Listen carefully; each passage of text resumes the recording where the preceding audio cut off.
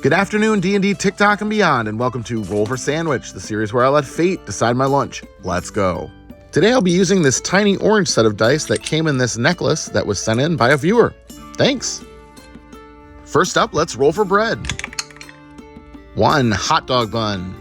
We've broached the topic of a hot dog being a sandwich or not on this show before, and I think I have landed on all hot dogs are sandwiches, but not all sandwiches are hot dogs. All right, next up, let's roll for main. 4 leftovers.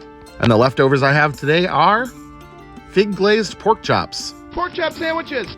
These were pretty tasty for dinner last night, but I'm a little bit worried that they might be dry from reheating. We're gonna give it a go though.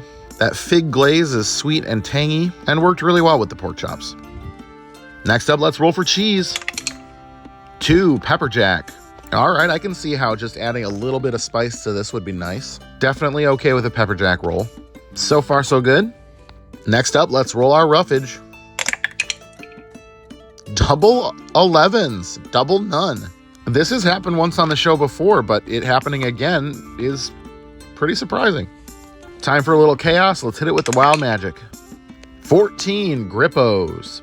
Grippos are a Cincinnati, Ohio-based potato chip famous for their barbecue flavor, and they sell that flavoring by itself as a seasoning for other foods. Seeing as we skipped right over roughage, I think adding barbecue flavoring to these glazed pork chops with spicy cheese, it all makes sense to me so far. All right, and last but not least, you have the D20 sauce roll. 6 Big Mac sauce.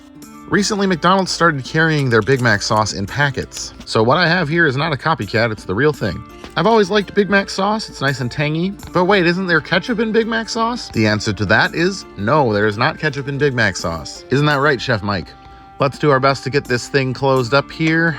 It really doesn't wanna, but we're gonna make it work. Get our toothpicks in to hold it together. And let's get it cut in half. And let's take a look at that cross-section. I've seen worse. All right, second ever sandwich on Roll for Sandwich where we have completely skipped roughage. Let's taste it. Yeah, I didn't really have any doubts that this was gonna be good. This has really got all the makings of a pretty standard barbecue pork sandwich. From the soft white bun to the vinegary Big Mac sauce. Honestly, I think no roughage was kind of perfect. Maybe some pickles would have been nice, but sometimes simpler is better. I'm gonna give this one a 9.5, and I'm gonna call it the McGI Joe. I'm at NocoCon in upstate New York all weekend. If you're around, come say hi. Have a good one.